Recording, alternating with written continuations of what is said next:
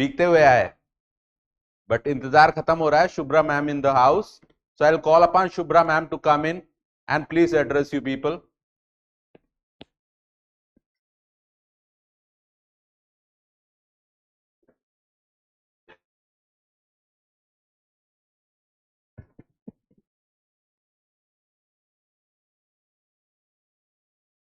Let's clap for her.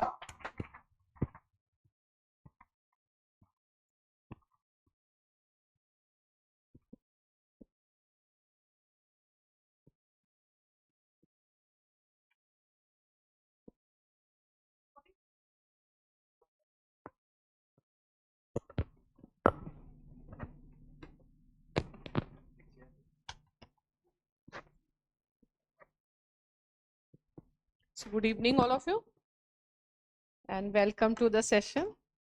And from where to start? So first of all, some of you are already students here. Who all? Okay. And you are doing what? Political science and general studies also. Anybody? And who are new students? Okay. Fine. So what do you want to listen from me? आप क्या जानना चाह रहे हैं, वहां से ही start करते हैं. And then maybe will pick up, because आपको ये तो बताने की शायद ज़रूरत नहीं है यूपीएससी क्या है, एग्ज़ाम के स्टेजेस क्या हैं. आपके कुछ क्वेश्चंस मुझे बताइए. Do you understand? जो लोग नए हैं, जो यहाँ पे अभी इनरोल नहीं हैं, तो वो क्या जानना चाह रहे हैं. एज सच तो we are going to start the offline classes of general studies optionals, तो चल ही रहे हैं. क्या जानना चाह रहे हैं? कुछ कुछ प्रश्न होंगे, कैसे पढ़ना है, क्या पढ़ना है. अभी का आप जनरल स्टडीज का पेपर आपने देखा होगा, एसे का पेपर देखा होगा.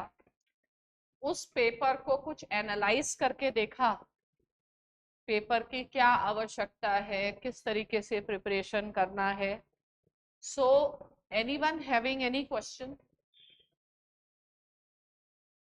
आपके पास है क्वेश्चन, बताइए. बैठे रहिए. I can. Okay. Prelims attempt. Okay.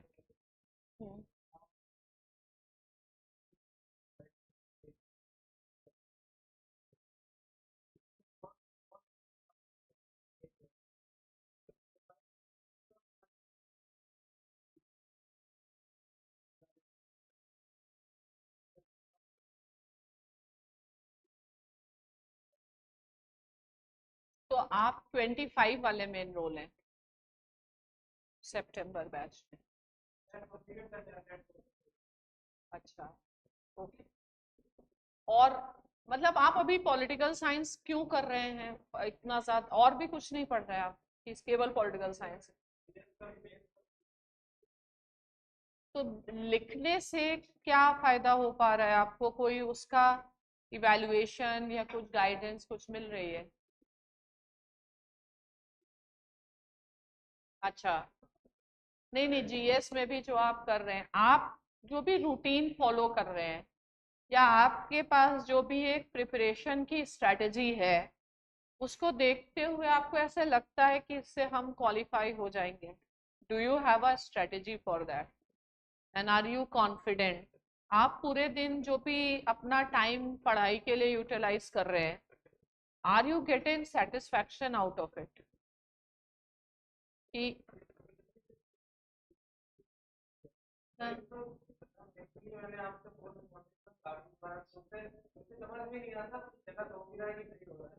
अच्छा. अच्छा. इतने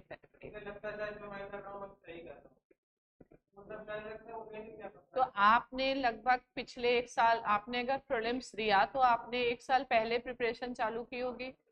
तो अभी जो मेंस के क्वेश्चंस आए, अगर आप मेंस दे रहे होते तो आपका खुद का क्या असेसमेंट था? कोई जरा इस साल के पेपर्स थोड़ा सा बोलो. और पॉल साइंस का भी लास्ट ईयर का खोल दो। यस,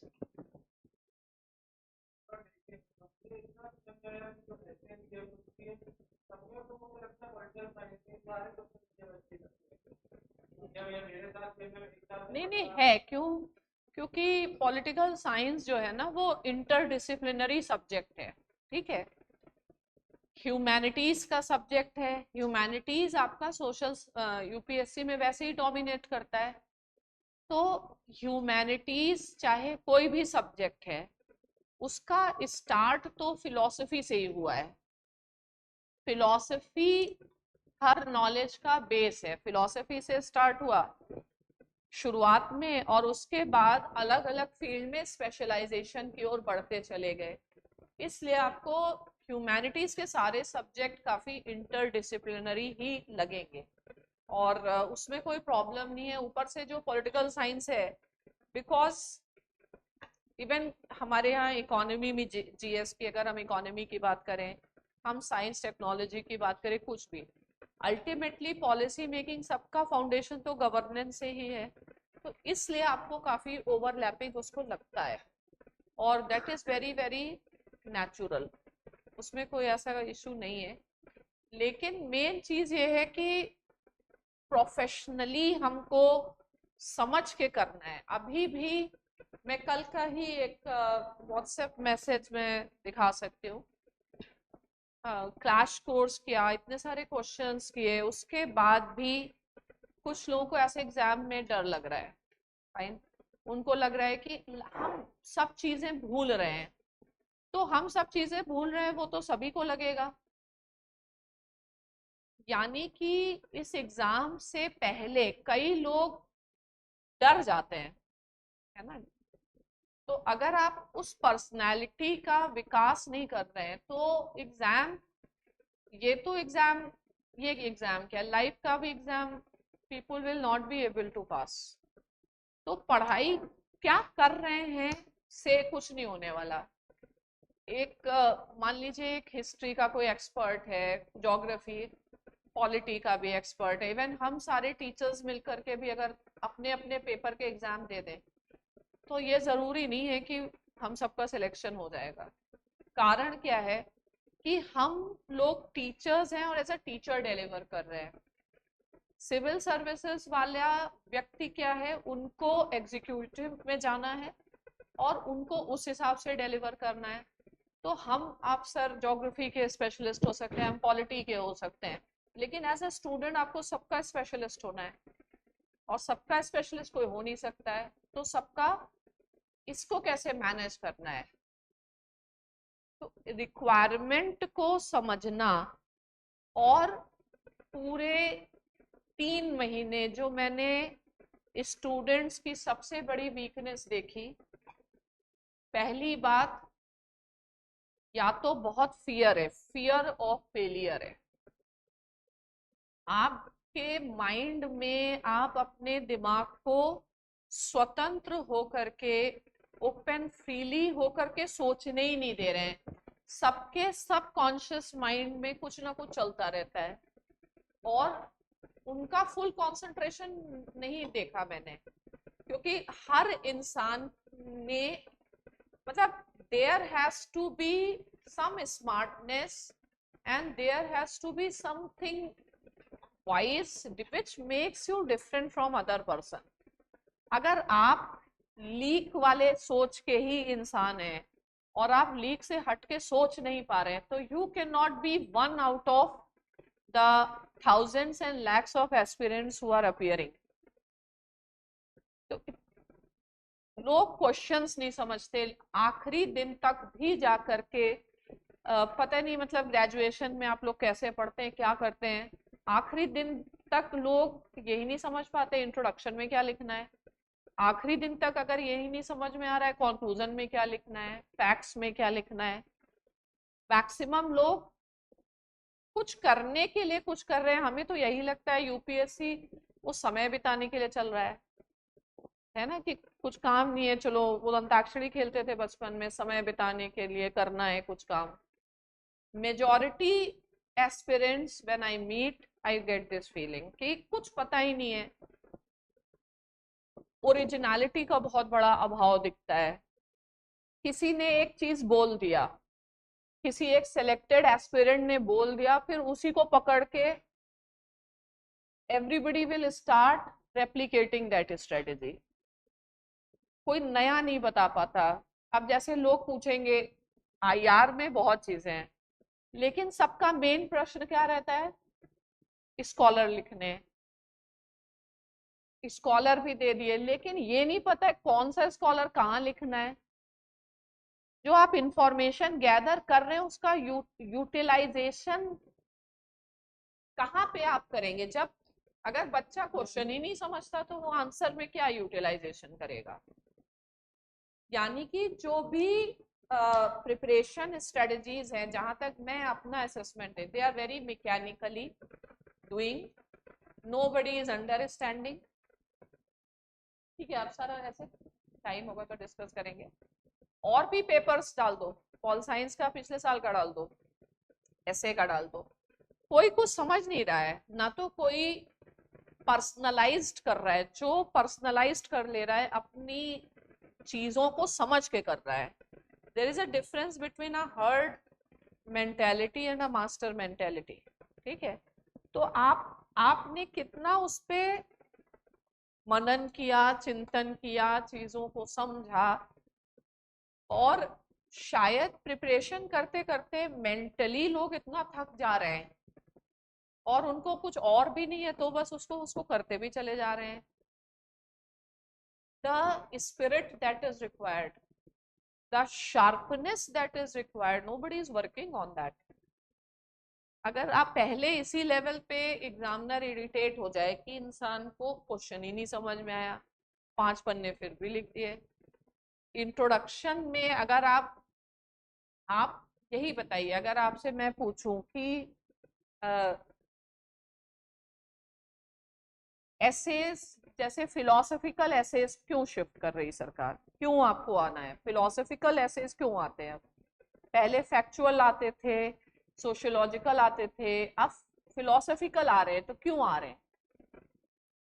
आप लोगों में से, जैसे मैं भी बता देती हूँ कैसे करना है। आप मेरे से पूछेंगे ना कैसे करना है, मैं बताऊंगी, लेकिन जो दूसरा क्वेश्चन मैं हर स्टूडेंट से सुनना चाहती हूँ वो ये कभी नहीं पूछता ऐसे ही क्यों करना है। आप बस ऐसे पूछते हो कैसे करना है, लेकिन सेकंड क्वेश्चन नहीं आता है ऐसे क्यों करना है, ऐसे से क्या होने वाला है। And that is the most, because otherwise पूरे एग्जाम में सबसे ज्यादा इंपॉर्टेंस तो ये है कि आपने अपने माइंड को कैसे डेवलप किया, उस पे लोगों का ध्यान कम है। लोगों का ध्यान ये है कि कितना हमने कंटेंट कलेक्ट कर लिया, कितने हमने फैक्ट्स कलेक्ट कर लिए, लेकिन हमने अपने माइंड को कितना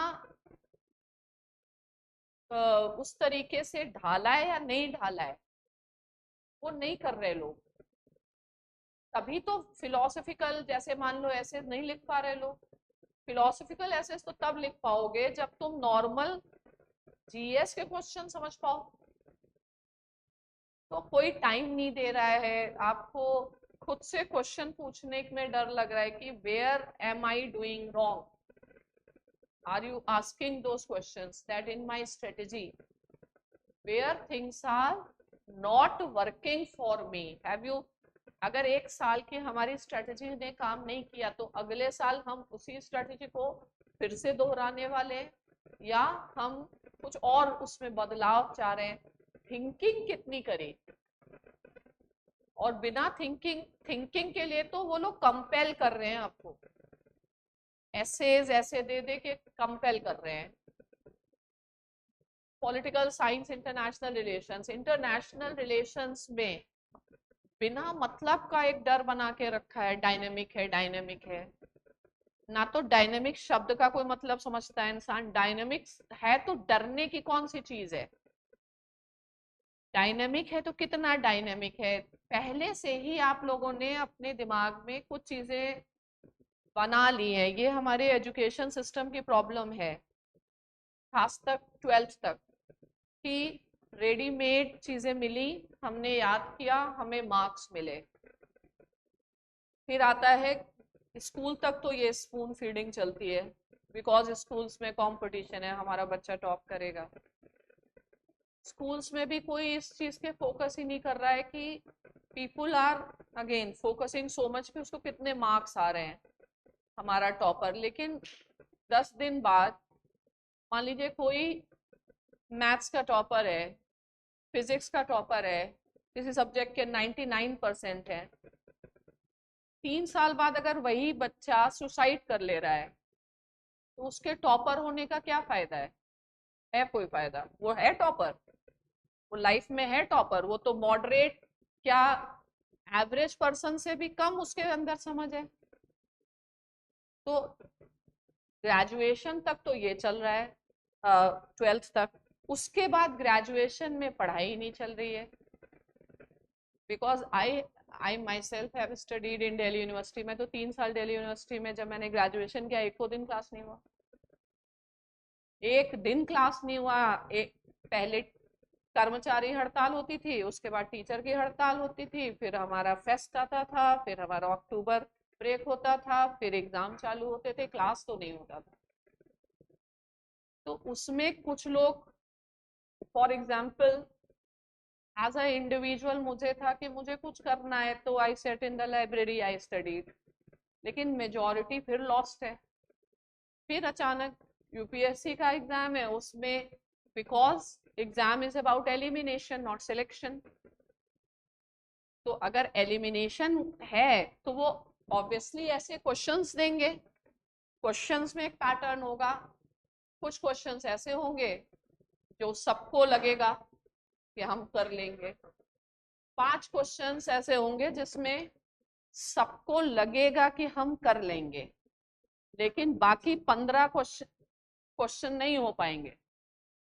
तो वो 5 क्वेश्चन हम कर लेंगे के बेसिस पर लोग स्टार्ट कर देते हैं प्रिपरेशन। उसमें भी सरकार की स्ट्रेटेजी है, भाई अगर कहीं प्राइवेट सेक्टर, कहीं जॉब ही नहीं है, तो लोग तो जॉब मांगने वाले हैं ना, तो भाई किसी में टाइम गुजारो, है ना। पेरेंट्स के लिए भी अच्छा है, बजाय बच्चा कुछ और करे, क्लास में बैठ के पढ़ाई करे। मेरे पास ऐसे भी पेरेंट्स आए, मैंने कई पेरेंट्स से ये भी पूछा कि मुझे नहीं लगता इस बच्चे का कोई इंटरेस्ट है या उसको करना है, तो उन्होंने कहा कि हम तो बस इतना चाहते हैं आपके पास बैठ के, बजाय कि कहीं और वो जाए, वो आपके पास बैठे, कोई नुकसान नहीं, कुछ पड़ेगा ही। Then also I understood. तो अब ये सब चीजें हैं, तो कितने लोग खुद के मोटिवेशन से चीजों को समझ के करने वाले हैं, और अगर समझ के करोगे तो नहीं होने का कोई रीजन है ही नहीं, क्योंकि समझ से नहीं करने वाले लोग बहुत हैं। हमने मतलब we need to understand the reasons of our failures को अभी भी हमने, अभी कुछ स्टूडेंट्स में क्या है, फेलियर्स को बैठ के एनालाइज नहीं करना है, फेलियर्स की रिस्पॉन्सिबिलिटी शिफ्ट कर देनी है।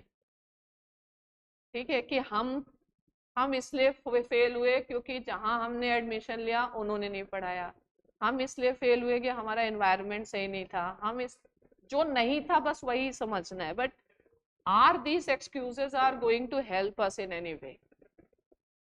तो at different places I go, people want to know what is the difference between those who are selected and not selected. तो पहली चीज है कि कौन कितना ज्यादा सिलेक्शन की इच्छा लेके आ रहा है, आपका मोटिवेशन लेवल कितना है। जो जिनका सिलेक्शन हुआ है, कई लोगों का फर्स्ट अटेम्प्ट में हो गया, कई लोगों का चौथे अटेम्प्ट में हुआ, कई लोगों का 7th अटेम्प्ट में भी हो गया। मेन चीज क्या है कि मोटिवेशन आप सस्टेन कर पा रहे हैं। Are you dependent for motivation from some external factors, or you are strong enough? What all things are stopping you? Are you just sitting on the problem, or you also have a way how to look for the solution of the problems? the generic problem which I have seen and which I always want to communicate to all the students, वही है कि are you serious? But do you know what does it mean to be serious? Everybody says, yes, I am serious, but they don't know what is the seriousness. लोग कहेंगे हम पहले पढ़ रहे थे, आप मन नहीं लग रहा, तो that is not a definition of seriousness. तो आप लोग खुद ही जांचिए कि आप कितने सीरियस हैं. सिविल सर्विसेज वाले में वैसे ही कितने सिलेक्शन होने वाले हैं आप बताइए. ठीक है, साल में 800 मान लीजिए, हाफ रिजर्वेशन में चले जाएंगे 400 मान लीजिए. उस चीज के लिए are you serious? And do you understand this is called seriousness? Do you understand how to study? लोग समझ के नहीं पढ़ते हैं. People are unable. As a teacher हम लोगों ने कैसे पढ़ा, चीजों को कैसे समझा? We try to apply. There was no one to teach. मैं बता तो रही हूँ, ना तो ग्रेजुएशन में कभी क्लास हुआ, ना पीजी में कभी क्लास हुआ. तो खुद ही पढ़ा ना, खुद पढ़ के पॉलिटिकल साइंस पढ़ा, उसको समझा, माइंड का एप्लीकेशन किया, उसको डिराइव किया. तो दिस इज समथिंग. बहुत चीजें सेल्फ एक्सप्लेनेटरी होती है, लेकिन आजकल का जो भी स्कूल का तरीका है, कोचिंग्स का भी पढ़ाने का जो तरीका है वो बहुत गलत है. That is taking away your skills. If I will give you everything on a platter, you will not develop those skills which will be required, because infinite questions can come. A coaching or a teacher or a mentor has to just prepare the students to face the situation. Your graduation आपका हो चुका है, आप लोगों को direction देने की जरूरत है. आप लोगों को ऐसे ये जो पढ़ाने का कल्चर है कि भाई हिंदू नहीं पढ़ो, मैगजीन से पढ़ लो, उस प्रोसेस में जो माइंड की समझने की प्रोसेस से माइंड शार्प होता है, which I am telling about my own experience, that misses out. And without that sharpness of mind, where student develop, student को भी सोचना चाहिए कि कोचिंग से मुझे डायरेक्शन की जरूरत है, डिपेंडेंसी की नहीं. Coaching should be only for direction, but it should not create a dependency, and the coaching institute should also not promise which is not required. सिर्फ coachings are important for what? Create an environment, regularize the things, formalize the things, give a direction. NCERT आपने 12th में भी पढ़ी होगी, NCERT आज आप यहाँ पे पढ़ रहे होंगे. तो यूपीएससी में कैसे पढ़ना है, पॉलिटिकल साइंस ग्रेजुएशन में भी पढ़ा होगा, IR ग्रेजुएशन में यहाँ कैसे पढ़ना है. लेकिन उसके बाद students who want to get selected, they have to reduce the dependency.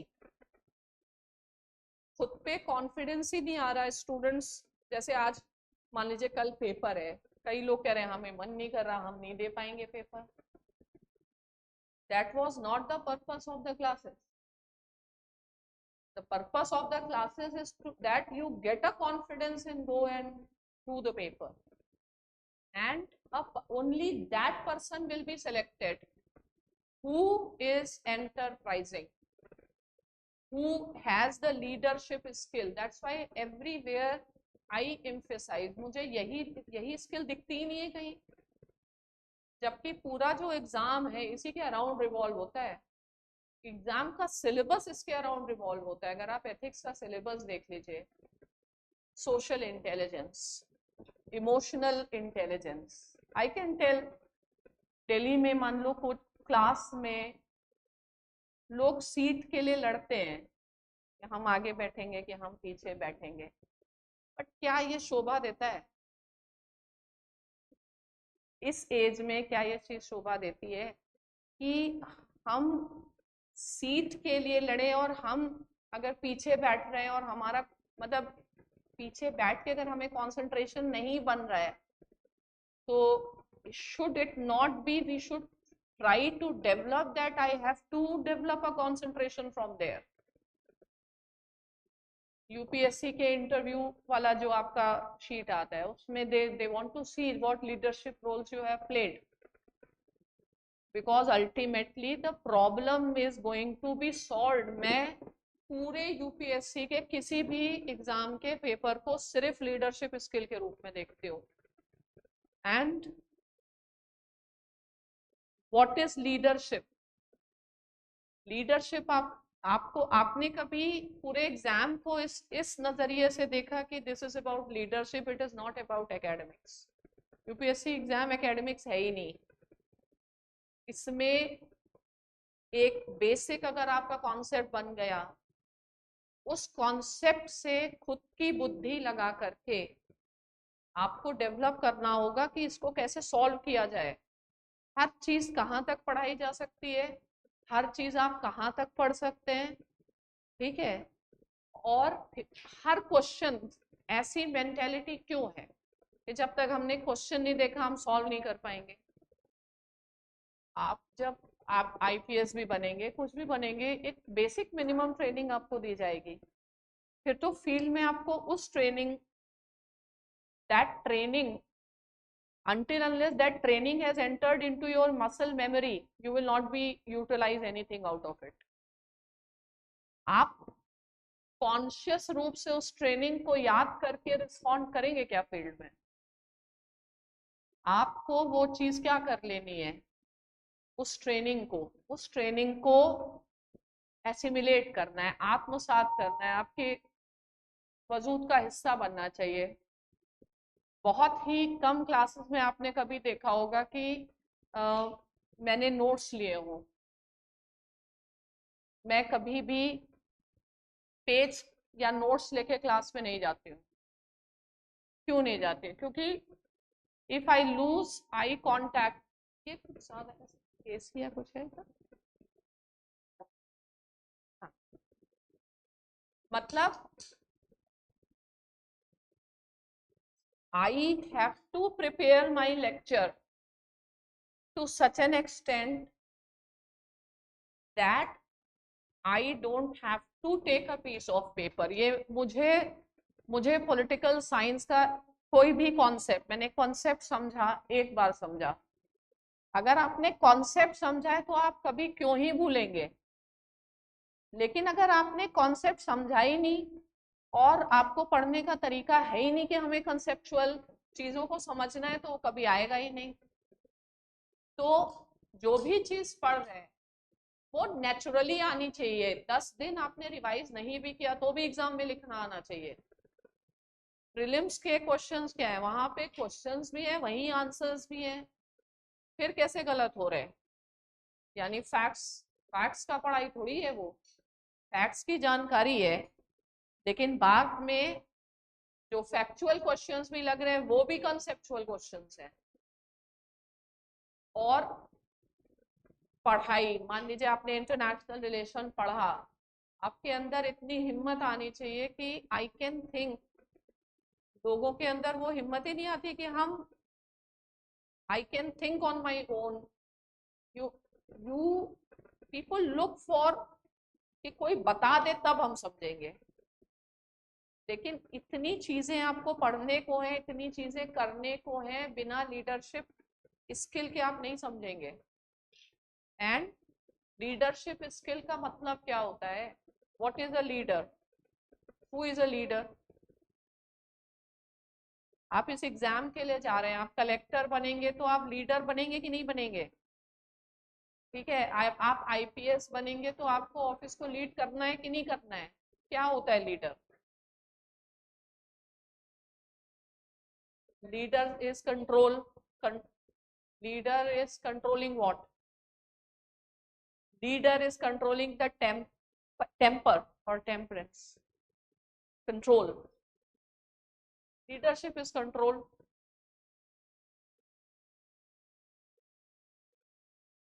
You are so much influenced by political science.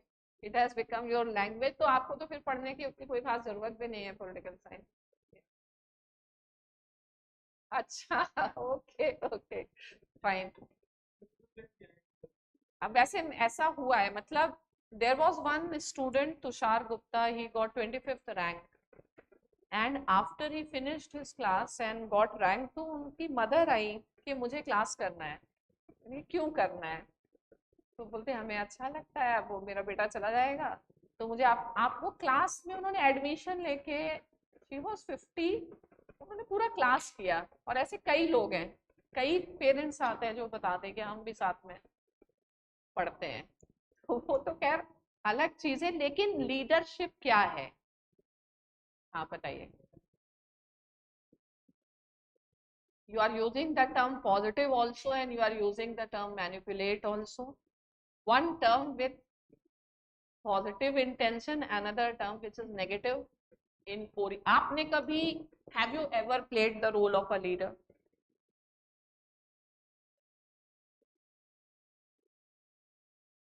You were a badge holder in your school, so you used to organize your team and all.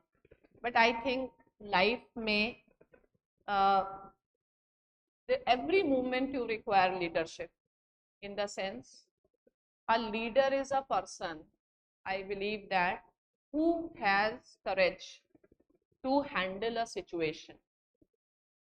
ठीक है, courage या whatever, somebody who knows how to handle a situation. ये paper भी क्या है? It is handling a situation. ऐसा नहीं है कि आपको पॉलिटिकल साइंस नहीं याद आ रहा या इकोनॉमिक्स नहीं याद आ रहा, आपको सिचुएशन में अपने आप को हैंडल करने के लिए मेंटली प्रिपेयर्ड नहीं है आप. कि हम एग्जाम वाले सिनेरियो में किसी को एंजाइटी हो रहा है, किसी को डिप्रेशन हो रहा है, आई डोंट अंडरस्टैंड ऐसा क्यों, मतलब वाई. पढ़ाई अपने आप में, और यूपीएससी की पढ़ाई तो so beautiful, I don't think any aspirant should ever feel depressed. That aspirant should get so much wisdom. Knowledge होने के बाद डिप्रेशन, डिप्रेशन के बाद suicide, mental health. I don't know, you all face mental health, or is it a fashion with the young generation? Is it a fashion? हाँ, kind of a fashion, कि मतलब आपको लगेगा ही नहीं आप इस जनरेशन के अगर मेंटल हेल्थ प्रॉब्लम नहीं हो. हम लोग के टाइम में मेंटल हेल्थ क्यों नहीं होती थी? क्योंकि हमें इतनी लग्जरी नहीं थी. 70s 80s का टाइम था, माँ बाप सीधे बोल देते थे कुछ करना है तो कर लो, शादी कर देंगे, नहीं तो धमका देते थे. बाकी हमेशा सारे माँ बाप यही बोलते थे हमारे पास कुछ है नहीं, अपने पैरों पे खड़े होना है. आजकल के माँ बाप सारी चीजें बच्चे के हाथ में ही पकड़ा देते हैं. बच्चा बोलता है मोबाइल, तो मोबाइल पकड़ा देते हैं. बच्चे को कुछ स्ट्रगल ही नहीं करना है. अगर स्ट्रगल ही नहीं करोगे तो शार्पनेस कैसे आने वाली है माइंड?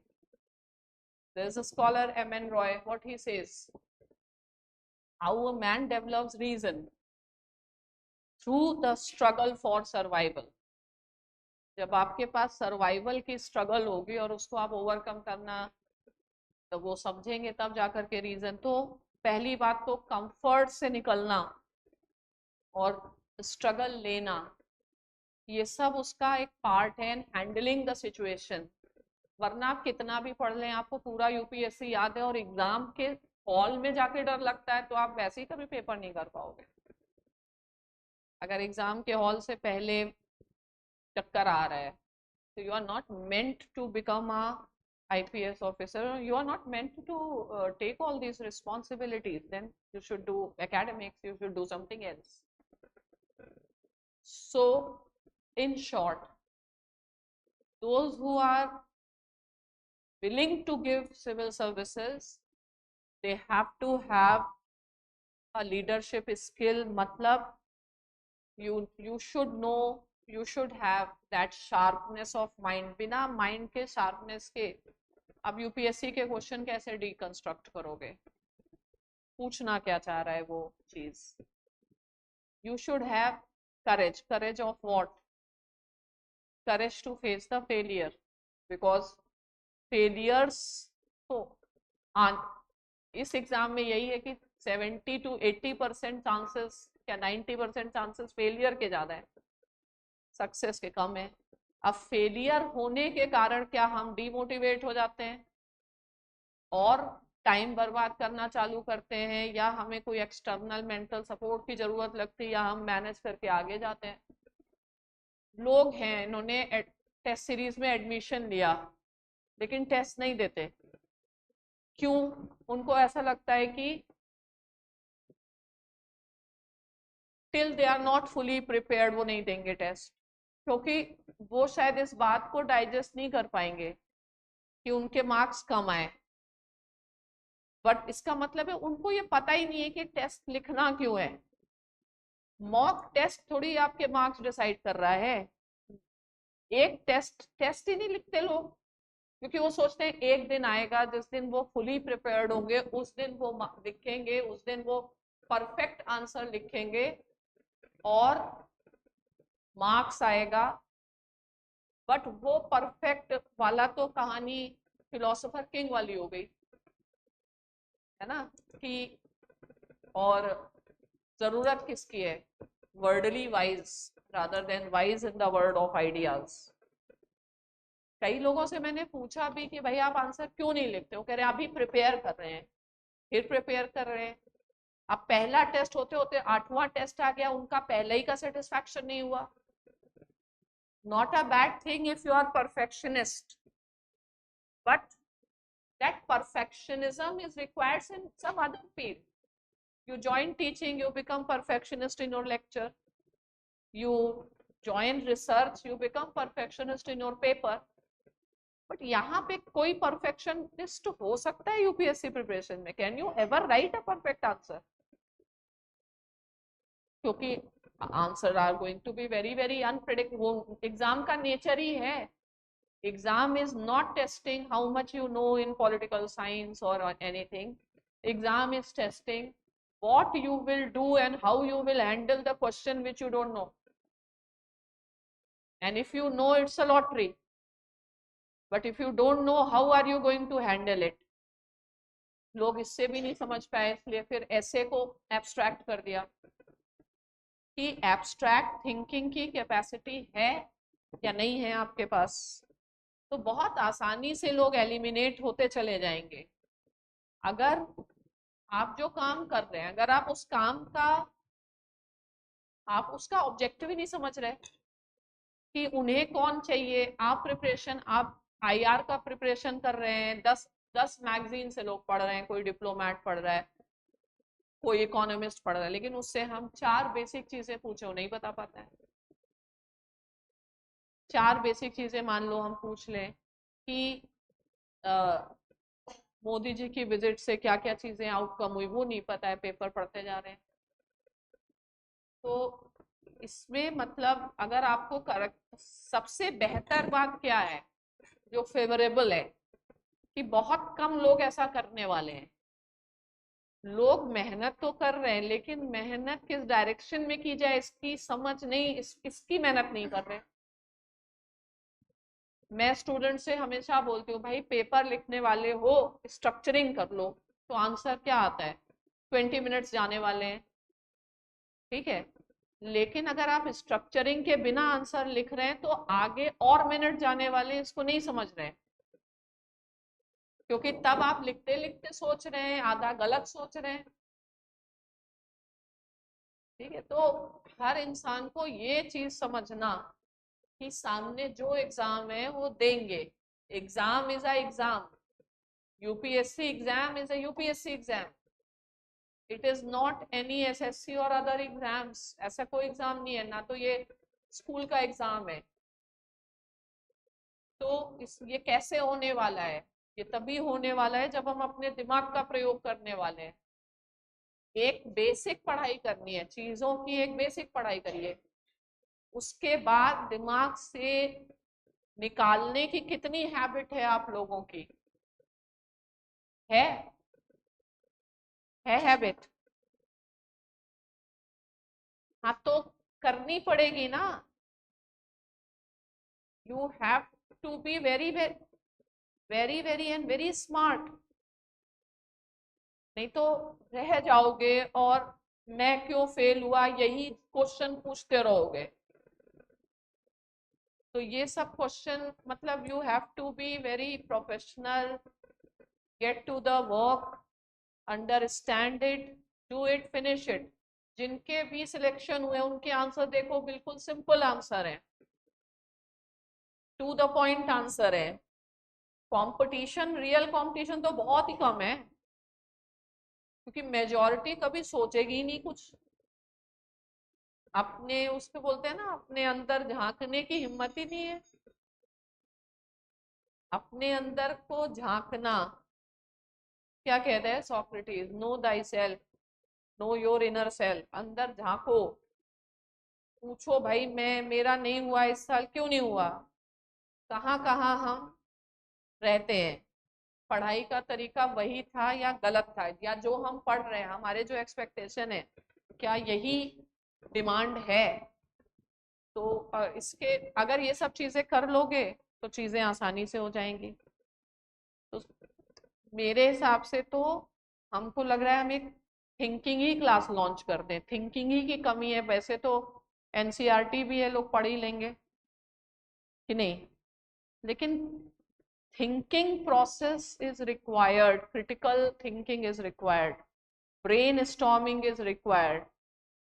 कोई भी आता है टॉपर बता देगा, तो उससे ये भी तो पूछो क्यों, फिर ये पूछो क्या ये मेरे को सूट करने वाला है और कैसे होगा, when where why and how. Ideally तो आपको सारी किताबें पढ़ के आप एग्जाम दें, बट क्या समय है? आइडियली तो पूरा हिंदू भी पढ़ के आप नोट बनाए, बट समय है? तो जो समय है अगर आप समझ से नहीं करेंगे तो ये समझ लीजिए कोई पढ़ाई 25 घंटे की भी पढ़ाई कर लीजिए, that will not bring you result, because your efforts are not in the direction where it should be।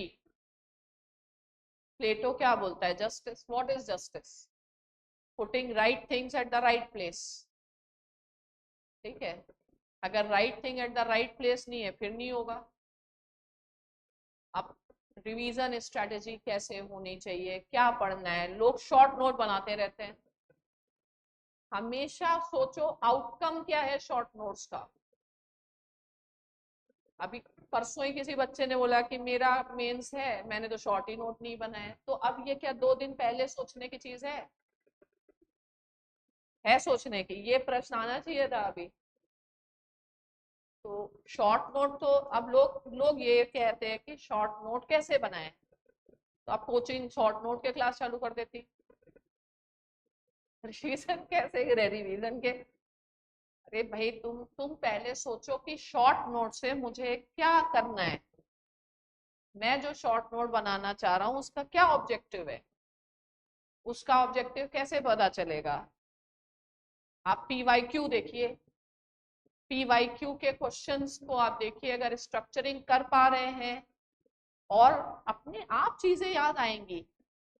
Facts का शॉर्ट नोट्स बना लीजिए, जिसको आप भूलते हैं, कॉन्सेप्ट थोड़ी कोई भूलता है, लेकिन लोग शॉर्ट नोट में फिर वही नोट बना लेते हैं, फिर वही दोबारा बना लेते हैं। शॉर्ट नोट भी उतना ही बड़ा होता है जितना लॉन्ग नोट था, फिर उसका यूज भी नहीं करना। कॉपी लेकर के आते फिर भी टेस्ट नहीं देते, क्योंकि कंटेंट है, कंटेंट। अब जैसे मैंने इंडिया रशिया पढ़ाया, मैंने क्रोनोलॉजी पढ़ा दी, ऐसे ये हुआ ऐसे हुआ।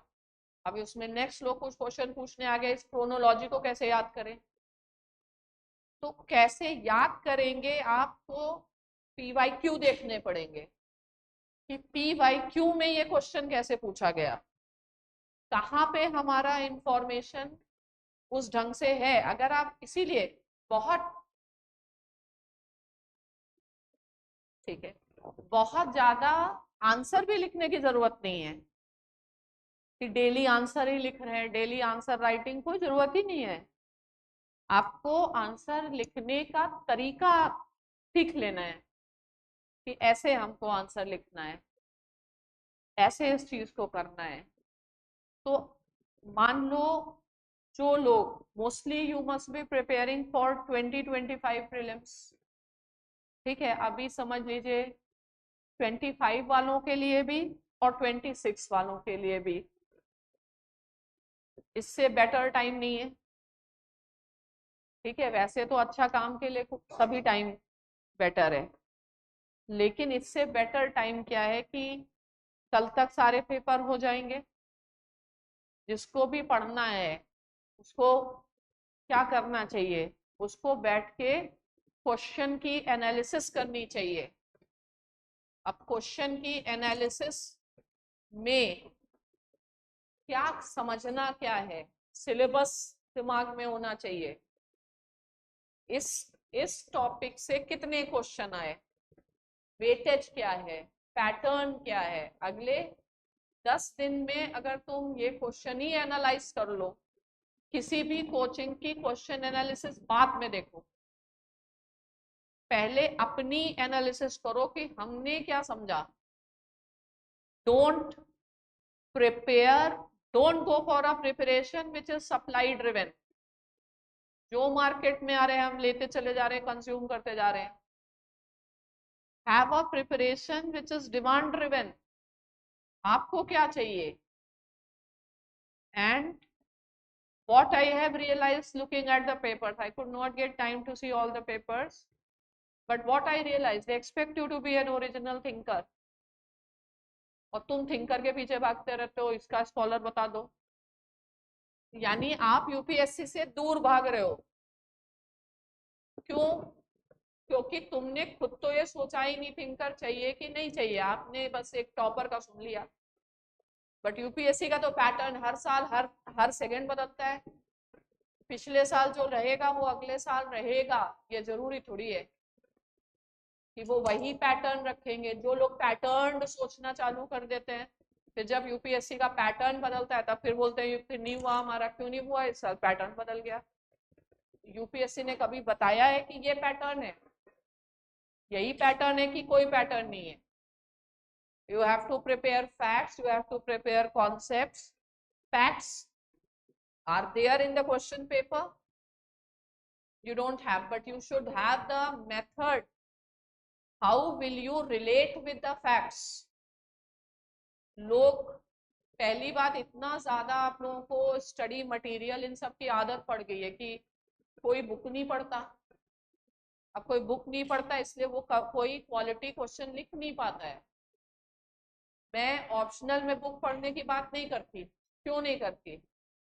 उसका रीजन ये है कि ऑप्शनल बहुत स्पेशलाइज्ड है, और अगर आपका बैकग्राउंड नहीं है तो आप हो जाएंगे उसमें, ठीक है।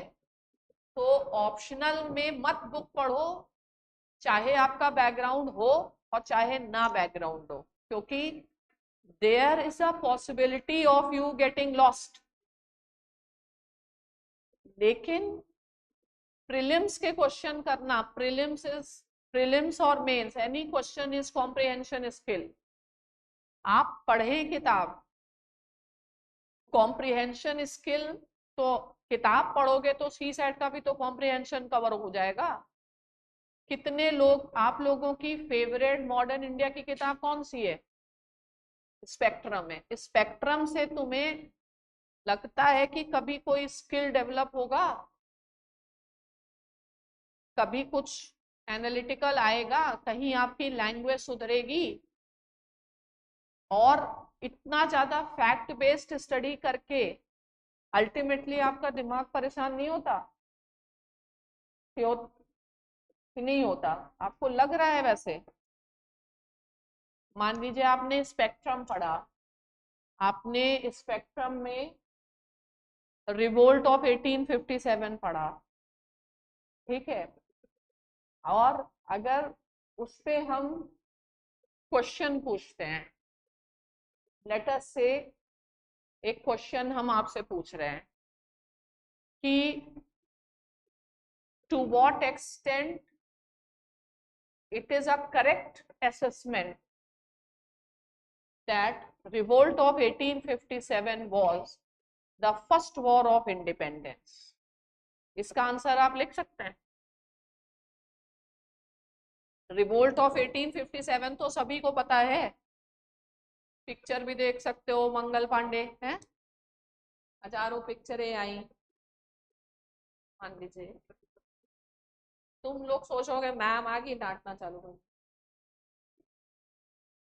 मैं परेशान हो गई हूँ बच्चों को बताते बताते, लेकिन तुम लोग भी हो ना, कोई सीखने के लिए तैयार ही नहीं है, जिसको कहते हैं कि चल रहा है, मतलब कॉन्फिडेंस की कमी बहुत ज्यादा है।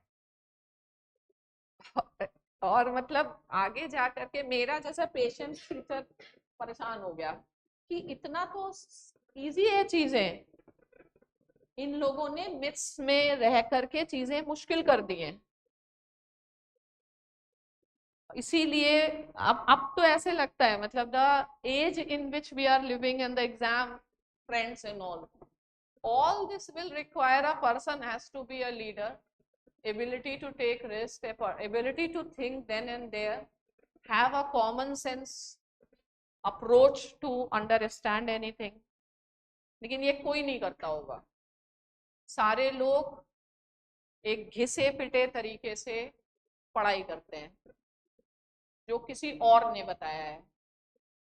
पॉलिटिकल साइंस में जो भी रिजल्ट्स आता है या आता रहा है वो सिर्फ इसलिए आया, मैं बता रही हूँ कि I applied a very new approach. Political science मेरा खुद का साइंस बैकग्राउंड था 12th तक मेरे, और मुझे लेना था बीएससी में एडमिशन लखनऊ यूनिवर्सिटी में। उस साल हो गया मंडल कमीशन, तो कहीं क्लास थे नहीं, हम पहुंच गए दिल्ली, रिलेटिव उनके यहाँ, वहां गए और 90 से 91 कुछ हो गया। डीयू में अप्लाई किया, हो गया कॉलेज में। अब जो कॉलेज में असाइनमेंट्स दिए गए तो आई डिड, तो जो हमारी टीचर थी उन्होंने हमारे एलजी हमारे मौसा जी हैं उनको बुलाया, ये तो पास नहीं करेगी, मतलब इन्हें आर्ट्स आता ही नहीं है, तो उनको आप हटा के मतलब let her do science only. तो हमने कहा फिर एक साल वेस्ट हो रहा है, चलता है देखते हैं। But when the result came, I got the second position in the university, and in the history of Daulat Ram College that was first time anybody got first in political science। फिर उसमें उसके बाद वो teacher कभी नहीं बोलते थे, बोलते थे जो पढ़ना है पढ़ लो अपने आप। Why? Because I never followed, I applied a new approach। मैंने जैसे साइंस पढ़ा, अपने जो आर्ट्स के जो स्टूडेंट्स थे पहले वो लोग भाव भी मारते थे कि ये लोग हमारे सामने स्टैंड नहीं करेंगे। दिल्ली वाले भी लोग थे, हम लोग सीतापुर से गए थे, तो एक अंग्रेजी भी उतनी अच्छी नहीं थी, तो we were so much under this thing. हम लोगों ने बोला चलो एक साल है, काट वाट के पहुंच जाएंगे, but ultimately they didn't get the marks. क्यों? क्योंकि आर्ट्स में लिख रहे हैं, आर्ट्स में लिखने में मेजॉरिटी सोचती है कि लिखने का मौका है उस पर भर दो, ना रेलिवेंस देखो ना क्वेश्चन समझो। लेकिन political science every word I try to deconstruct. Justice को ऐसे ही क्यों बोला, जस्टिस का यही टर्म क्यों है, पहुंचते पहुंचते पहुंचते उसके बाद वो जो क्लैरिटी है, any question can be handled. Plus every year I change my references. बच्चे कहते हैं इस बैच में ये कराया, इस बैच में वो कराया, लेकिन जो क्वेश्चन पूछे जा चुके हैं वो नहीं पूछे जाएंगे। जो नया कंटेंट आ गया है, नया अप्रोच है, आपको 4 स्टेप आगे रहना पड़ेगा, तब जाकर के आप उस चीज को मैनेज कर पाएंगे। And you have to be very flexible and adaptable. समय से पहले समय की मांग को समझ लीजिए कि हवा किधर जाने वाली है। कुछ तो आपके अंदर एक्सेप्शनल हो तब तो 400 या 800 सीट में जगह बनाओगे, कि जैसा सब कर रहे हैं वैसे ही करते रहेंगे, कल भी उसी वही सिस्टम फॉलो किया, फेल हुए, लेकिन अगले साल फिर वही सिस्टम फॉलो करेंगे, और अगर दोष देना है तो यही करेंगे कि शायद हमने अपनी उतनी पढ़ाई नहीं की, जबकि पढ़ाई करने का तरीका हमने सीखा कि नहीं सीखा। You have to deconstruct it. अब कई लोग सोचते हैं जब तक हमने नहीं पढ़ा हम आंसर नहीं दे पाएंगे। बेसिक क्वेश्चंस को लेकर के इतना इनसिक्योरिटी पता नहीं इंस्टीट्यूट्स ने बना दी, क्या बना दिया। लोग यही समझते हैं कि procedure established by law, due process of law ही बहुत बड़ी चीज, जबकि चीजें सब कॉमन सेंस पे, पूरा humanities is based on common sense. तो you have to apply that. Maximum क्या होगा, मैक्सिमम हमने भी क्या सोचा था, क्या होगा, फेल होके वापस जाएंगे। मैक्सिमम तो फेल होना ही है लाइफ में, वो तो गिवन है। मिनिमम ये है कि we can try to be successful, तो उसके लिए ट्राई करना है। फेल तो वैसे ही होना है मेजोरिटी में। तो how are you going to, अगर आप वही है that if you don't do the smart preparation and if you are not a smart person, you will be just a cog in the wheel. कभी खुद के preparation पे दुखी बनाओगे, कभी किसी और पे बनाओगे। जबकि मैं ये बता रही हूँ, it is like it's very easy to be successful. People say it is difficult to be successful. I say it is very easy to be successful. Subject to the condition you have applied your mind. क्योंकि majority को हमने समझ लिया कि दिमाग लगाना नहीं है, चीजों को समझना नहीं है। लोग कोर्स से और सब्सटेंस से भागते हैं क्योंकि उसमें लगता है पेशेंस। ठीक है, मतलब मैं ये सोचती हूँ कि मैंने एक पॉलिटिकल साइंस एक सब्जेक्ट को पढ़ करके if I can reach to this level, ठीक है, मतलब एक सब्जेक्ट पर सिर्फ अच्छी कमांड करके आप कहां से कहां पहुंच सकते हैं। तो कितने और लोगों ने भी पॉलिटिकल साइंस पढ़ा, इतने और लोगों ने भी पढ़ाया, लेकिन नहीं पहुंचे। क्यों नहीं पहुंचे? क्योंकि तरीके से नहीं पढ़ा, उसको समझ के नहीं पढ़ा, उसको अप्लाई नहीं किया, कुछ इनोवेशन नहीं किया। अब जैसे अनुदीप शेट्टी, उसने एक इनोवेशन किया कुछ अपने आंसर में, उसको मार्क्स मिले, बाकियों ने उसको फॉलो करना चालू किया, उनको नहीं मिले।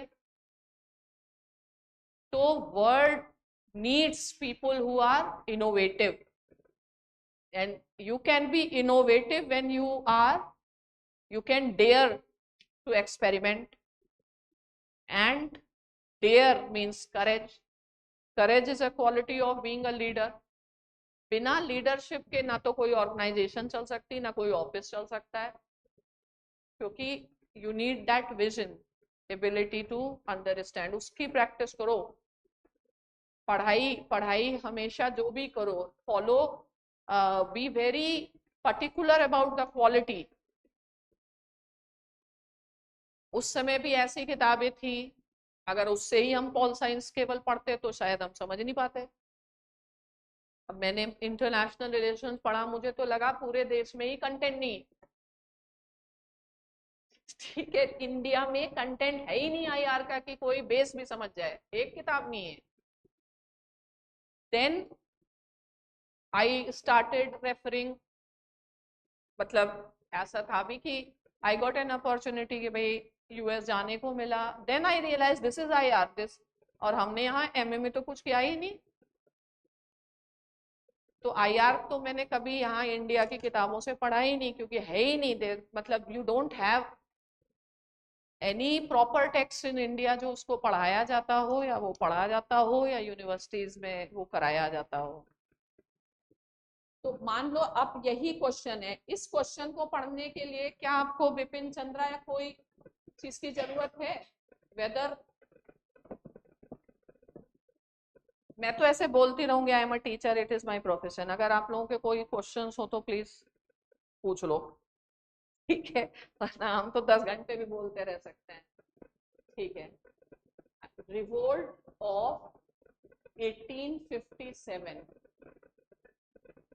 is it correct to say the first war of independence? Who said this? Who? फारसी मजूमदार और वीडी सावरकर।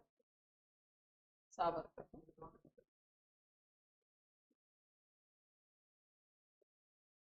इसको कैसे लिखना चाहिए था answer? Was it a first war of independence?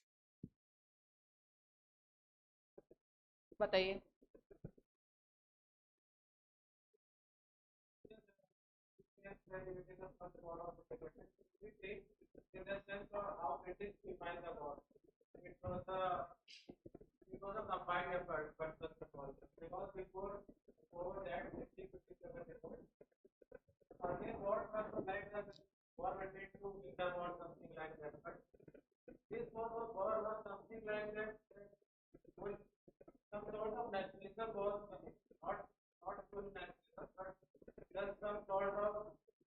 नहीं तो नेशनलिज्म और इंडिपेंडेंस एक ही चीज है.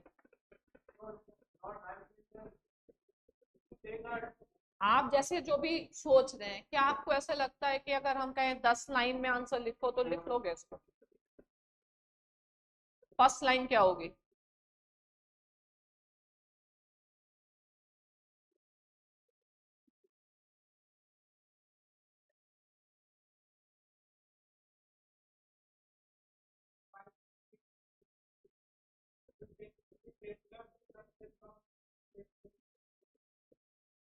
एक तो पार्टिसिपेशन वाइड स्प्रेड था,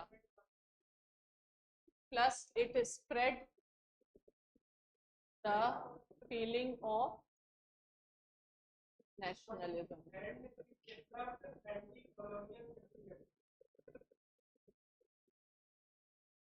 And it developed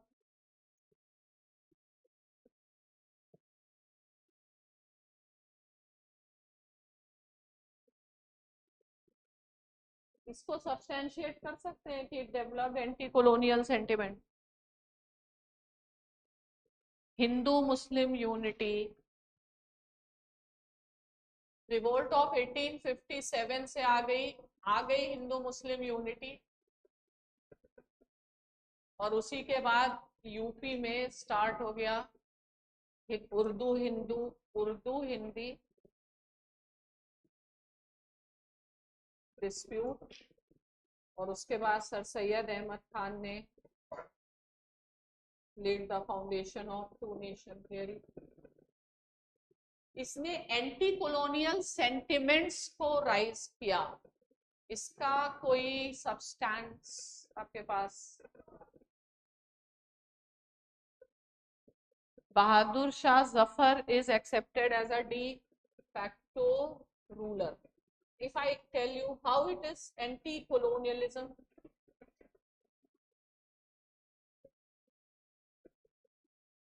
okay.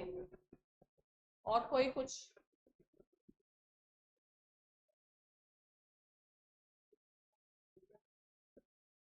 कब?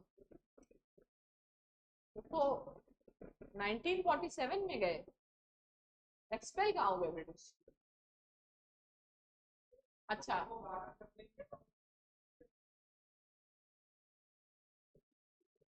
Sense of independence.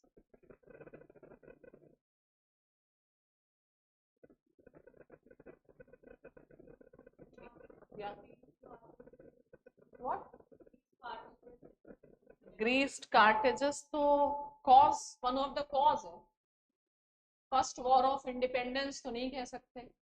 ग्रीस्ड कार्टेजेस को कैसे इसमें डालेंगे? ये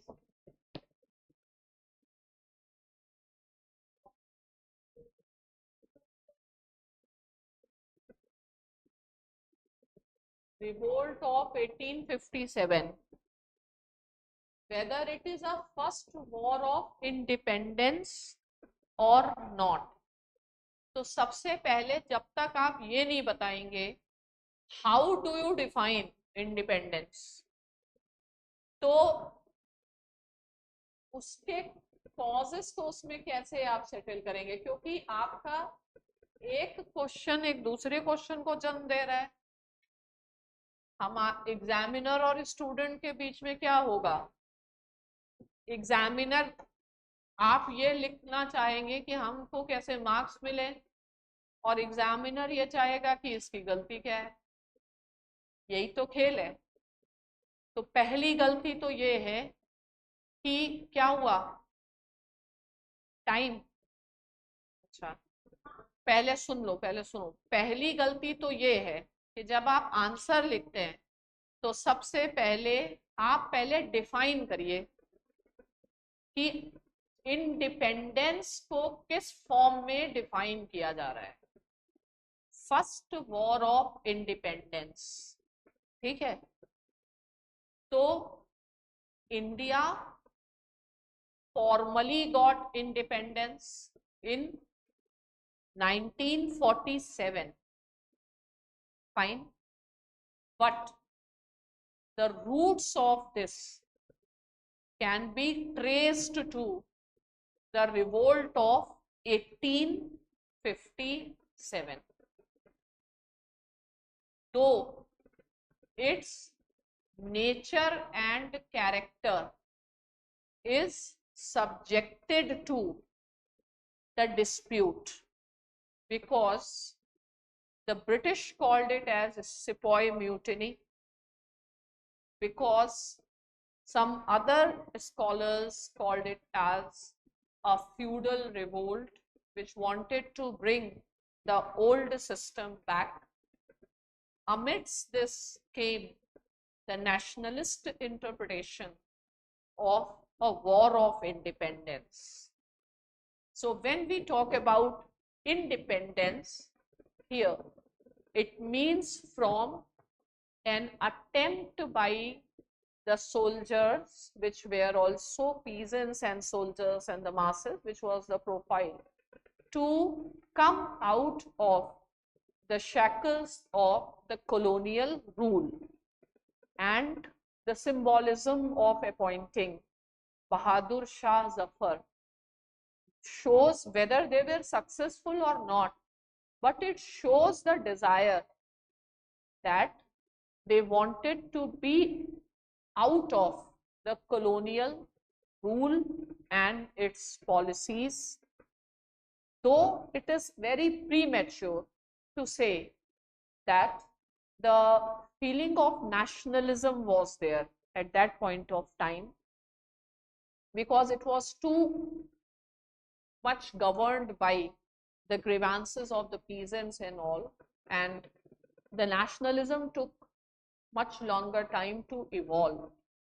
But if we define independence from the colonial authority, yes, it was, and it can be treated as the war of independence. Primarily, it was a revolt against the exploitative policies.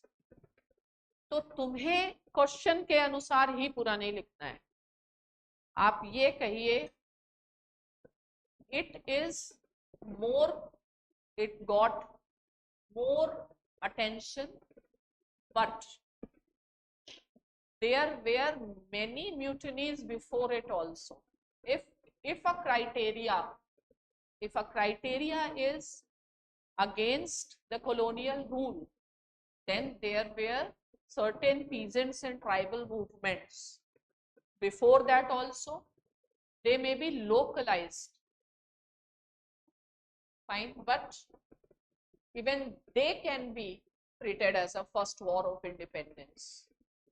Yani ki we have to first establish whatever is the result. The ultimate thing is whether we accept it a first war, or we accept it a war of independence, or we don't accept it. But it's still certainly beyond the Sepoy Mutiny, fine, which was the narrative of the colonial state. ठीक है, तो सबसे पहले आप पहले define करिए independence. अब जितने लोगों ने भी बताया, तो मुझे क्या इंप्रेशन आ रहा है, are they clear what is colonialism, what is nationalism, what is independence? They are mixing up. तो मुझे कंसेप्ट की क्लैरिटी नहीं आ रही। शायद फ्लाइट का टाइम हुआ होगा, तो please ask your questions.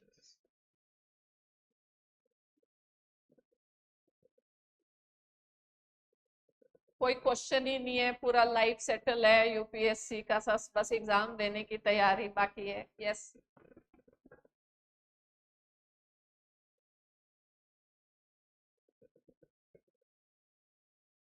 It has no relation to that either. Rule of law means government is not acting in an arbitrary manner. So government means how do you define government? You define government as an executive also, तो वो भी है, parliamentary sovereignty भी है और constitutional भी है, लेकिन वो तो depend करता है. लेकिन rule of law is parliamentary sovereignty, ये क्वेश्चन ही गलत है. आप ये कह सकते हैं कि इंडिया में कॉन्स्टिट्यूशनल सॉवरेनिटी है कि पार्लियामेंट्री सॉवरेनिटी, तो इंडिया में कॉन्स्टिट्यूशनल सॉवरेनिटी है क्योंकि हमारे पास फेडरलिज्म भी है, रिटन कॉन्स्टिट्यूशन भी है. अब हमें आपको कुछ और जानना है, मैं पहले बता देती हूँ कि पढ़ने का तरीका सीखो, अच्छी चीजों से पढ़ो. जो लोग अभी मान लीजिए देना है, आपके पास एक टाइम शेड्यूल होना चाहिए. 26 वाले लोग they should be first completing there optional. आप ऑप्शनल कंप्लीट करिए, इसका मतलब ये नहीं कि जीएस की पढ़ाई साथ में नहीं की जाए.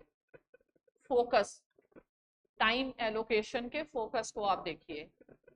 पॉलिटिकल साइंस एक ऐसा ऑप्शनल है कि जब आप पढ़ते हैं तो वैसे ही जीएस का 60 to 70% पढ़ने और समझने का बेस बन जाता है क्योंकि आप फिलॉसफी और इन चीजों को जान सकते हैं, आपका अपना एक विजन डेवलप हो जाता है.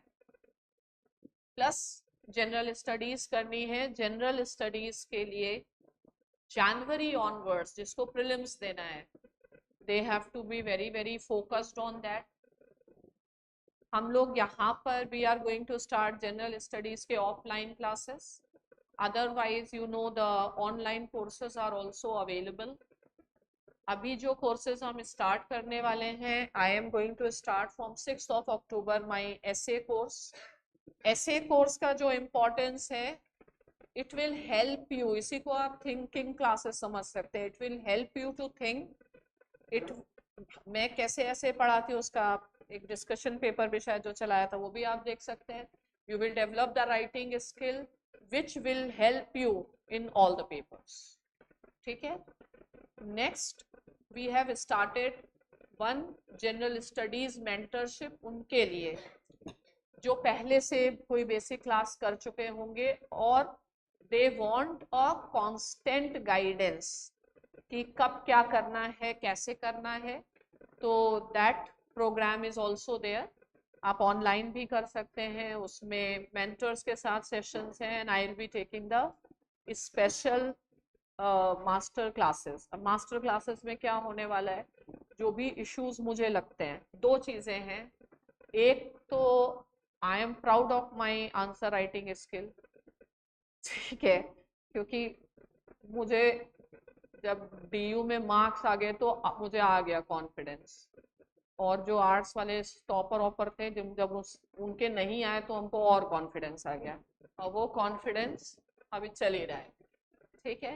And I also enjoy the answer writing things. तो दो चीजें हम करते हैं, answer writing and the contemporary issues. For example right now simultaneous elections and issue is happening, तो वो वीकली बेसिस पर we will be doing. Details of mentorship आप देख सकते हैं. आप अभी कुछ दिन के लिए एज अ ट्रायल भी उसको ऑनलाइन आप ज्वाइन कर सकते हैं. बाकी यहाँ पर 11 नवंबर से जीएस फाउंडेशन और एनसीईआरटी से वो स्टार्ट करेंगे. उससे रिलेटेड 20th अक्टूबर को स्कॉलरशिप टेस्ट है, उसका भी आप यहाँ पर डिटेल ले सकते हैं. बाकी पॉलिटिकल साइंस के अपने कोर्सेज हैं, सोशियोलॉजी के कोर्सेज हैं, टैबलेट मोड में ऑनलाइन है, यहाँ पे भी क्लास होता है. सेंटर पे आएंगे तो अच्छा रहेगा because you meet with your friends in comparison to tablet. I encourage कि आप सेंटर पे आए. सेंटर पे they are also developing the library, तो उससे एक माहौल रहता है. आप यहीं पर आकर के सुबह से अपना टाइम टेबल बना करके यहाँ पे पढ़ेंगे, माहौल रहेगा. स्टूडेंट्स आते हैं तो we can always send Delhi से रेगुलरली सत्या सर और ये लोग आकर के they can interact with you subject to the condition. There are people who want and don't just sit study in isolation. साथ में आए, सोशल इंटेलिजेंस रखें. ऐसी पढ़ाई नहीं करें, ऐसा कोई पढ़ाई का सिस्टम नहीं होना चाहिए जो सस्टेनेबल नहीं हो. we will be giving you selective target. I will be focusing primarily both in that mentorship program on your answer writing skill as well as solving the objective questions of my areas like polity, कि उसको deconstruct कैसे करना है. Polity safest area है, उसके कोई question अगर आप बहुत फैक्चुअल चीजें जो बहुत करंट वाली होती है, उसके अलावा पॉलिटी में कॉन्सेप्ट खत्म आया तो वैसे भी नहीं कोई दिक्कत नहीं होती है. प्रीलिम्स के लिए स्पेसिफिक कोर्सेज भी डू, जो फाउंडेशन वाला कोर्स है उसमें वैसे ही होता है. बाकी उसको क्वालिटी एनरिचमेंट प्रोग्राम कहते हैं, जो वर्क बुक बेस्ड होता है. उसमें वर्क बुक्स में यही होता है जिसमें लोग गलतियां करते हैं. तो these are certain programmes which are available. आपको अगर पॉलिटिकल साइंस का रिवीजन करना है आप टेस्ट सीरीज के थ्रू करें, क्योंकि उतना ही करें, ना ज़्यादा करें ना कम करें. डेली बेसिस पे भी क्वेश्चन लिखने की ज़रूरत नहीं है, पढ़ने की ज़रूरत है. पढ़ाई करिए, समझिए. आप जब किसी चीज़ को ओरली बता पाएंगे तब आप लिख पाएंगे. You also need to develop oral skills. If you will come to the center, students will be there. You also have an opportunity कि आप leadership develop करो, आप task assign करो एक दूसरे को, आप group studies कर सकते हैं. UPSC में I feel कि it should be a combination of group studies. It should be a combination of self studies. एक नहीं होना चाहिए. It should be a combination of serious studies. It should be a combination of masti ki pathshala also, because it's a long duration and you have to have a plan. Come together. You can divide. मान लीजिए योजना है, it's not so easy for everyone to clear. You can divide among yourself the topics. You can come and interact and discuss and make notes. Instead of not doing anything, taking small steps also help. ठीक है, तो enjoy the life, take it as a blessing that God has given you life, God has given you opportunities. As a human being, we are very ungrateful because we never see what life has given to us. We only see what we don't have. So if you start bringing gratefulness towards everything life has given, maintain your positive mindset, many things are possible. और fail हुए या पास हुए उससे कोई फर्क नहीं पड़ता है. आप पढ़ाई तो करेंगे लेकिन पढ़ाई ढंग से करें, और पढ़ाई जो भी आप करेंगे that will not go waste. And my practical experience I am saying, जो लोग टैबलेट कोर्स भी लेते हैं उससे अच्छा वो यहाँ आए, आने जाने में कोई टाइम वेस्ट नहीं होता है, उससे ज़्यादा गेन होता है सोशल इंटेलिजेंस. आप यहाँ पे ग्रुप बनाएं, लाइब्रेरी में बैठें, डिस्कशंस करें और पढ़ाई करें. कुछ और जानना है आपको? टाइम थोड़ा कम ही था, मैंने सुबह पहले बहुत टाइम ले लिया, पहले क्वेश्चन लिया. हाँ बोलिए. मत पढ़ो. आपका बैकग्राउंड क्या है? आपको आपने क्लास किया है मेरा 11 सितंबर बैच में. अभी क्या चल रहा है? वर्ड ऑर्डर चल रहा है. तो बुक में तो तुम्हें वैसे नहीं मिलेगा ये सब, ठीक है? तो अब उसमें कैसे पढ़ाई करनी है? तो सोचो, क्या हम वर्ड ऑर्डर को एक्सप्लेन कर सकते हैं? क्या हम वेस्टफेलियन वर्ड ऑर्डर को एक्सप्लेन कर सकते हैं? क्या मुझे बैलेंस ऑफ पावर समझ में आया? क्या मैं ये समझा सकते हूँ कि यूरोपियन पॉलिटिक्स में कैसे कैसे बैलेंस ऑफ पावर हुआ? अगर ये क्वेश्चन समझ में आ रहे हैं और आपको कॉपी में देखने की जरूरत नहीं है बस, तो कौन सी बुक पढ़ोगे? कौन सी बुक होनी भी चाहिए इंडिया में. अगर आपको मेरे नोट्स के अलावा कुछ पढ़ना है, वैसे जरूरत नहीं है, क्योंकि अगर आप पॉल साइंस ही पढ़ते रहेंगे तो बाकी चीजें मिस कर देंगे.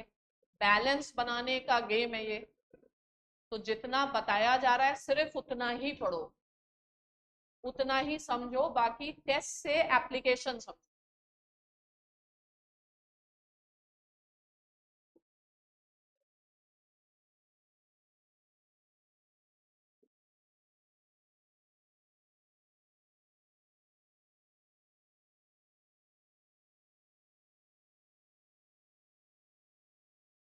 हम्म,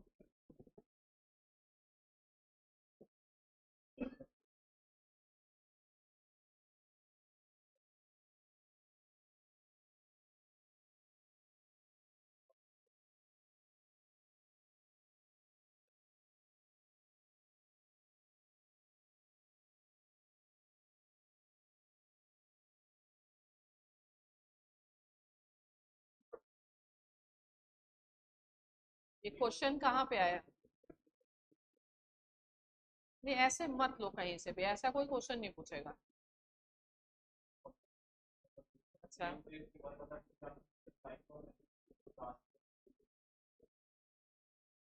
अगर आपको क्लास नोट से समझ में आया है तो ठीक है। अगर आपको लगता है, क्योंकि थ्योरी है, थ्योरी में टेक्निकल चीजें हैं और हर चीज तो लिखाई भी नहीं जा सकती है। बहुत चीजें क्लास में 90% तो क्लास के डिस्कशन ही होते हैं। हालांकि मैं बहुत मैक्सिमम चीजें लिखाने की कोशिश ही करती हूँ, क्योंकि बाद में आपको इसी के थ्रू रिवीजन करना होता है। अब आप अपना कॉन्फिडेंस, क्या आपको ये समझ में आया? अगर मैं आपसे पूछूं, आपने पढ़ा है नोट्स, अगर मैं आपसे पूछूं कि आप सोशलिज्म और कम्युनिज्म को डिस्टिंग्विश कर लेंगे? थोड़ा थोड़ी होता है, या तो होता है तो होता है, नहीं तो नहीं होता है। करिए।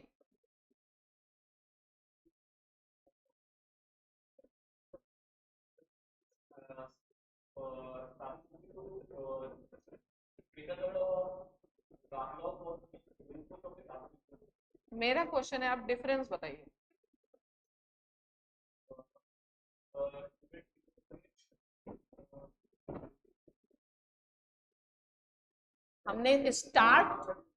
हमने ये थोड़ी पूछा कब स्टार्ट हुआ। तो यही होता है जब आपने नोट्स पढ़े होंगे।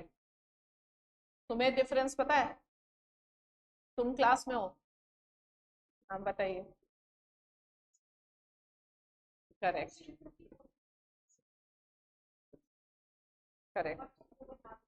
तो या इसका मतलब है, आपका आंसर ये होना चाहिए, every communist is a socialist but every socialist is not communist, because communism is a specific type of socialism associated with Marx.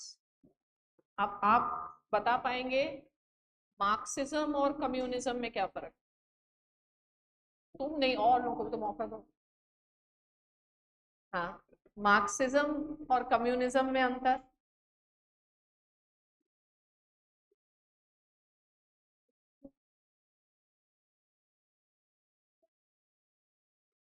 आप सिंपल आंसर बोल दीजिए, communism is a goal of Marxism, बस खत्म। Why do you want to justify and defend more? ठीक है, now यही है। अगर ये कॉन्सेप्ट्स, क्वेश्चंस ऐसे ही आएंगे आपके कॉन्सेप्ट्स में, तो अगर आपको उस नोट से कॉन्सेप्ट नहीं बिल्टअप हुए हैं, तब आप क्लास करें, क्योंकि ये टेक्निकल सब्जेक्ट है थ्योरी, फिर उसमें फंस जाएंगे आप, है ना। जैसे कम्यून कम्यूनिटेरियनिज्म, अभी पता नहीं यहाँ पे कितने लोगों ने किया है कि नहीं किया है। कम्यूनिटेरियनिज्म क्या है? कम्युनिटेरियनिज्म मल्टीकल्चरलिज्म से कैसे भिन्न है? ये सब चीजें, प्लस क्या चीजें एग्जाम में आ सकती हैं, क्या नहीं आ सकती है, डीओंटोलॉजी क्या है, ये सब चीजों में अगर क्लैरिटी नहीं, तो क्लास करिए। ठीक है। यस, और कुछ क्वेश्चन? Not worth living.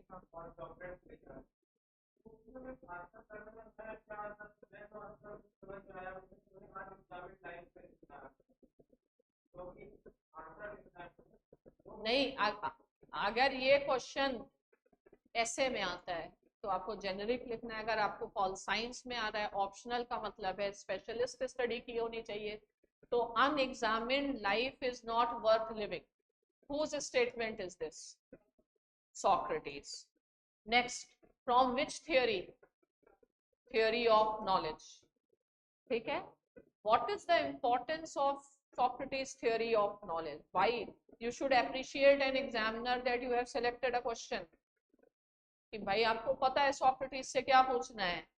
तो Socrates is known as father of philosophy, and for the theory of knowledge he has given. And next, You have to tell what Socrates means by saying unexamined life is not worth living. So he wants to say that if we want to have a good life, fine, we have to question our beliefs. If we will continue, this is what I was saying, if you will continue preparation with the beliefs you are having and not questioning the beliefs about the preparation strategy, it may not work.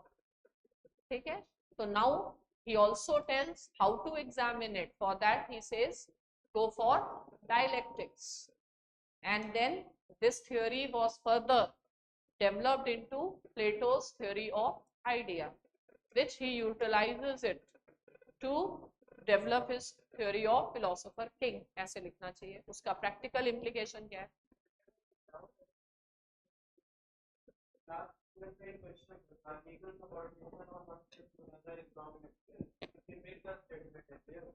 Legal subordination of, तो ये तो बहुत simple है, women वाले पे है.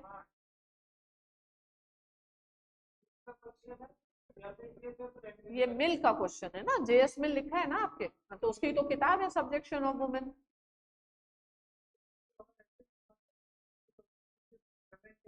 नहीं ना, तो मतलब समझ गलत है फिर. अगर आप ऐसे समझ रहे हैं तो एग्जामिनर यही सोचेगा इनको समझ ही नहीं. तो कुछ क्वेश्चन इतने ऑब्वियस हैं, वो पता होने चाहिए. नहीं लिखा है तब आप देख सकते हैं, लेकिन अगर आप लिखा है तो आप क्यों मिल के अलावा लिखेंगे? मिल पे होगा, मिल ही के वुमेन पर लिखने के लिए इतना होगा कि और किसी पे फोकस की जरूरत हो नहीं पाएगी. आप मल्टीपल फोकस कर ही, focus by definition is focus. Focus can't be no non focus. मिल ही के थ्रू लिखेंगे, टू द पॉइंट. वुमेन पे नहीं लिखेंगे, मिल पे डायरेक्ट लिखिए. Mill has written subjection of women. He says that all type of slavery has ended. These are the arguments. किसके पास फालतू सुनने का टाइम है एंड पेशेंस है? अगर आप एक्स्ट्रा लिख रहे हैं इसका मतलब है यू आर नॉट फोकस्ड. दुनिया में फोकस लोगों की तो कमी है, और अगर आप फोकस ही डिफ्यूज कर देते हैं तो मतलब you are losing the focus. You have to be very very precise. UPSC instructions में लिखा है succinct answer, precise answers, to the point. Administration is to the point.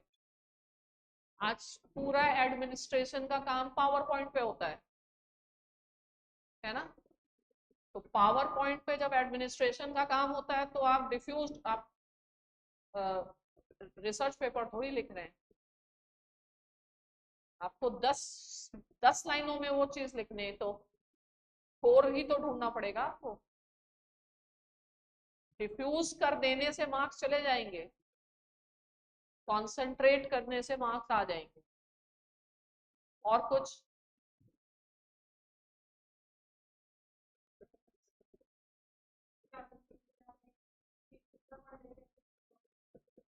देखो, चाहे हिंदी मीडियम का स्टूडेंट हो चाहे इंग्लिश मीडियम का स्टूडेंट हो, सबको क्या करना चाहिए? मान लीजिए जैसे ऑप्शनल है आपका तो आप उसको करिए, क्लास को आप फॉलो करिए. पॉलिटिकल साइंस के लिए तो हम कह सकते हैं कि नोट्स के अलावा आप कुछ मत पढ़िए और टेस्ट करिए. ऑप्शनल अभी इस लेवल पर समझिए, और फोकस जो होना चाहिए वो आपका जनरल स्टडीज के ऊपर होना चाहिए. और जनरल स्टडीज में जैसे सब्जेक्ट्स हैं, आप देखिए आपको क्या आता है क्या नहीं आता है, क्लास करिए, टेस्ट दीजिए. साथ ही साथ स्टैंडर्ड टेक्स्ट बुक पढ़नी चाहिए और समझ के पढ़नी चाहिए. वो बहुत मुश्किल है, इतना आसान नहीं है. बिकॉज फैक्ट्स तो पढ़ लेते हैं लेकिन बाकी वही है कि टाइम लगता है. तो पूरा जो गेम है वो पेशेंस का गेम है.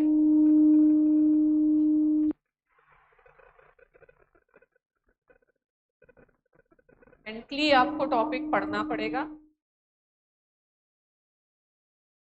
पेशेंस के साथ पढ़िए, पेशेंस रखिए. जैसे कई लोग सोचते हैं सिलेबस खत्म करने से काम हो जाता है. सिलेबस खत्म करने से काम, प्रायोरिटी सिलेबस पे नहीं है, प्रायोरिटी समझ डेवलप हुई कि नहीं है? अगर टीचर ने समझ डेवलप करवा दी और ये समझा दिया कि ऐसे समझा जाता है, तो सिलेबस तो आप खुद भी खत्म कर सकते हो। आप कोचिंग जाइए, सिलेबस खत्म करने के लिए मत जाइए।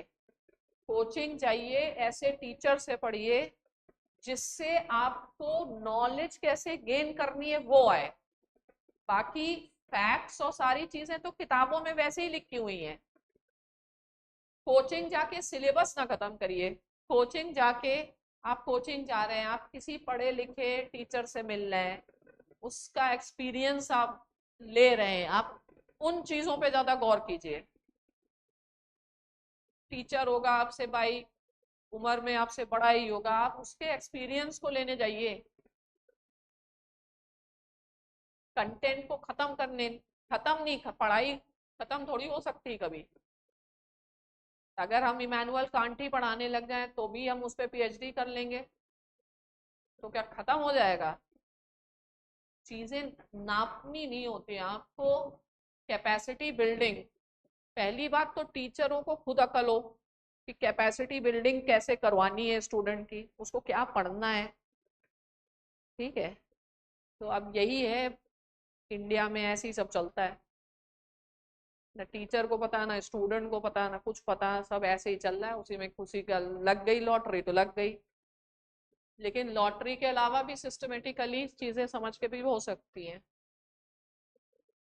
टीचर सही मिल जाए लाइफ में और कुछ नहीं चाहिए। ठीक है, क्योंकि अगर आपको टीचर सही मिल गया तो लाइफ वैसे ही सफल है, भगवान मिल गया समझ लो। और टीचर गलत मिल गया तो वैसे ही सब बर्बाद है, या तो टीचर ही ना हो। ठीक है, इससे तो खुद के टीचर बन जाओ, खुद से गुरु बन जाओ।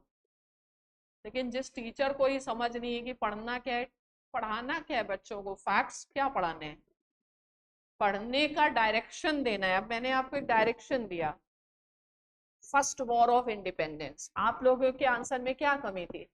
आपने इंडिपेंडेंस नहीं डिफाइन की।